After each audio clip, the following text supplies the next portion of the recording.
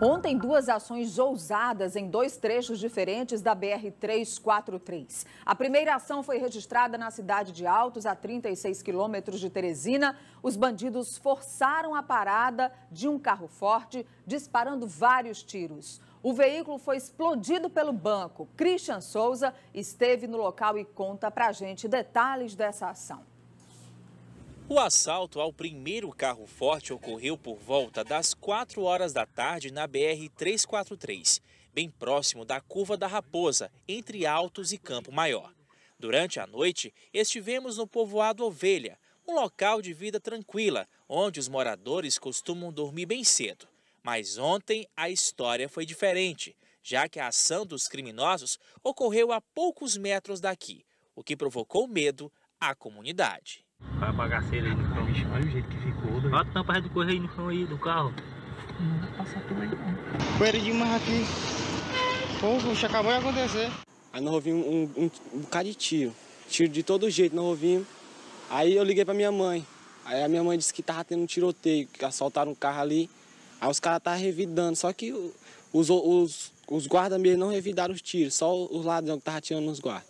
Segundo os moradores, durante o assalto, muitos motoristas chegaram a parar o veículo aqui na BR-343 e saíram correndo em direção às casas, o que deixou os moradores do povoado Ovelha ainda mais assustados. Rapaz, nós estávamos no Rio, aí eu vi um tiroteio monstro e bala demais.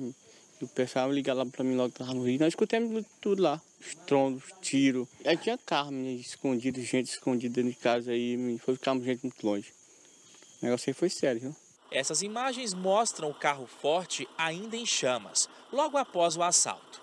Segundo a PRF, o veículo vinha de Piripiri e seguia para Teresina. Os assaltantes podem ter levado cerca de R$1.200.000. A gente sabe que esse modo operante é conhecido como novo cangaço. Então é com a utilização de armas de grosso calibre. Eles chegam muitas das vezes, passam pelo veículo, metralham os pneus, metralham a parte do motor do carro, justamente para forçar uma parada. E aí nessa forçada de parada eles começam a atirar até que os vigilantes abram as portas para eles poderem estourar o cofre que tem dentro do carro forte. A informação que a gente tem é que esse veículo vinha da região de Piripiri, Piracuruca e continha mais de R$1 milhão no carro forte. E que esse dinheiro foi levado com os bandidos. Ainda de acordo com a PRF, 2 vigilantes da transportadora de veículos foram baleados durante a ação. A informação que a gente tem é que, apesar disso, na descida deles houve essa troca de tiro e que 2 dos vigilantes que estavam dentro do carro forte foram atingidos com projeto de arma de fogo. Esse foi o primeiro ataque entre Altos e Campo Maior. 2 vigilantes teriam ficado feridos, segundo o inspetor da PRF. Aproximadamente 1 hora depois, a cerca de 140 quilômetros desse ponto, na região do povoado Estaca Zero, no Médio Parnaíba, o segundo ataque. Veja como foi na reportagem de Marcelo Fontinelli. A segunda explosão de carro forte aconteceu na localidade Estaca Zero, perto do município de Água Branca, a 100 quilômetros de Teresina. Foi por volta de 5 horas da tarde. Os criminosos utilizaram o mesmo modo operante da explosão que aconteceu no outro veículo entre Altos e Campo Maior.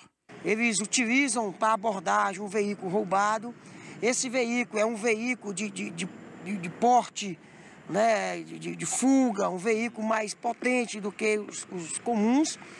E esse veículo é preparado para a utilização. Eles fazem uma blindagem artesanal com chapa de ferro, que é o suficiente caso haja uma resposta dos vigilantes, dos agentes de segurança, que o armamento utilizado não ultrapassa calibre 38, 380 ou calibre 12. E outra cena também se repetiu nesse caso. Um veículo modelo SUV foi encontrado totalmente incendiado numa estrada vicinal que fica a uns 5 quilômetros do local do crime. O carro era roubado. E assim como aconteceu em Campo Maior, 2 vigilantes ficaram feridos lá em Água Branca na troca de tiros com os criminosos. A Polícia Rodoviária Federal reforça mais uma vez a suspeita de que as 2 explosões de carros fortes tenham ligação com a participação de bandidos do Piauí e de outros estados. A quantia levada pelos criminosos, nesse caso, não foi informada. Isso se repete sempre no final de cada mês, todo mundo sabe disso. E nos primeiros 10 dias do mês seguinte. Eu acho que se não houver uma união, um planejamento estratégico, envolvendo inteligência, envolvendo a inteligência bancária e todas as polícias, isso vai se repetir por muito mais vezes. Bom, foram duas ações, né? A primeira na BR-343, entre Altos e Campo Maior. Uma ação que até pareceu bem mais ousada, porque a gente tem imagens ainda do carro da empresa Prosegur em chamas e também muitos populares que passavam no local. A gente tem as imagens aí para colocar para você.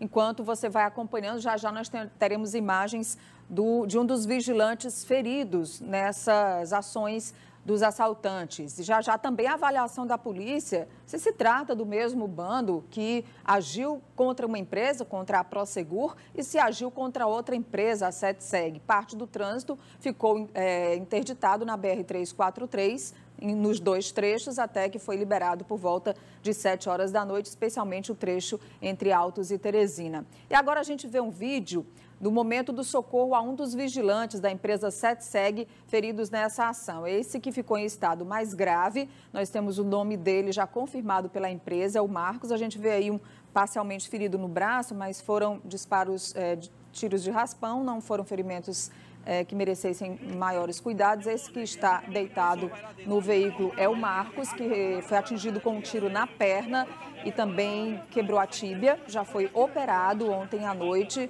num hospital particular aqui em Teresina e o estado dele é considerado estável. Passa bem, na verdade, você vê aí que ele está consciente, apenas com a perna imobilizada por causa do disparo feito pelos bandidos no momento da ação contra a empresa SETSEG, na BR-343, já agora aqui na saída sul de Teresina. Nós vamos ao vivo com a repórter Gorete Santos, que tem a posição da Secretaria de Segurança, que deve já estar em campo, Gorete, para tentar localizar esses assaltantes. Bom dia.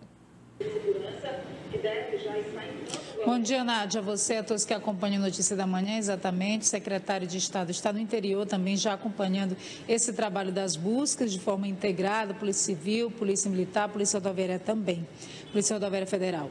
A gente vai conversar a partir de agora com o gerente de policiamento do interior, o delegado Emir Maia, que pode trazer as atualizações acerca desse caso para a gente, desses dois casos, na verdade. Quanto às buscas, como é que estão as investigações, delegado? Bom dia. Bom dia. Veja bem, esses eventos que já foi noticiado, geralmente acontecem nessa época, final de mês para início de mês. As investigações estão a cargo do GRECO, que é o nosso grupo armado de repressão a essas condutas. O nosso serviço de inteligência também está empenhado. A Polícia Civil do Piauí tem mantido contatos desde ontem com vários estados limítrofes a fim de prender esses criminosos. Então,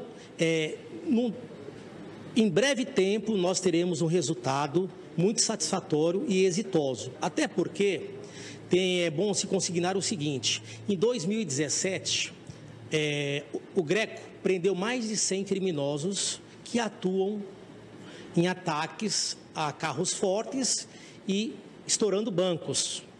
Esses indivíduos foram presos em 2017 e, recentemente, alguns já se encontram em liberdade.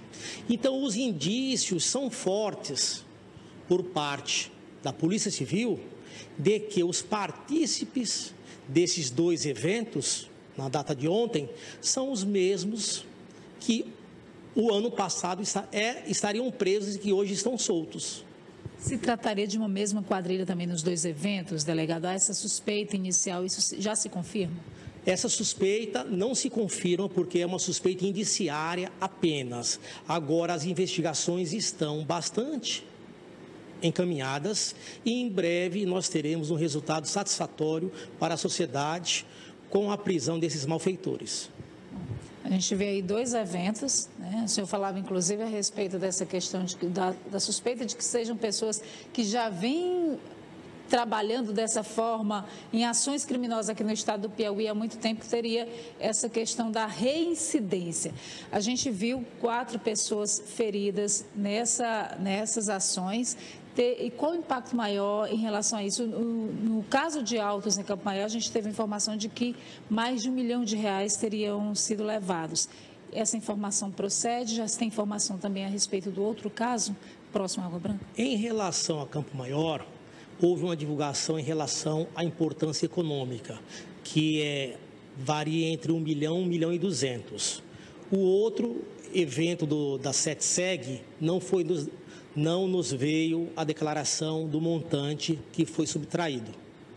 Delegada, a gente observa que 2 carros também foram encontrados incendiados. A Polícia Rodoviária Federal, claro, deve fazer esse controle nas BRs. Se tem informação de onde esses bandidos teriam ido, a gente observa nessas 2 ações, a movimentação seria pelo mato. Observa-se também um mapeamento, todo um planejamento anterior dessas quadrilhas para conseguir essa fuga de forma tão rápida? Veja bem, esses veículos são tomados de assalto minutos antes, entendeu? Não tem como você prevenir a utilização desses veículos, porque eles são tomados de assalto, fazem o crime e logo depois são incendiados a fim de prejudicar as investigações, né? Tem um detalhe muito importante, que o veículo que foi incendiado na região de Água Branca, o local, eu estive conversando com o delegado local, de polícia local, e ele me disse: Emir, este incêndio nesta área houve a participação de alguém da região, porque o local é de difícil acesso e de pouco conhecimento. Muito obrigada, então, delegado Emir Maia, ele que é gerente de policiamento do interior, trazendo as informações atualizadas acerca desses 2 casos. Nádia?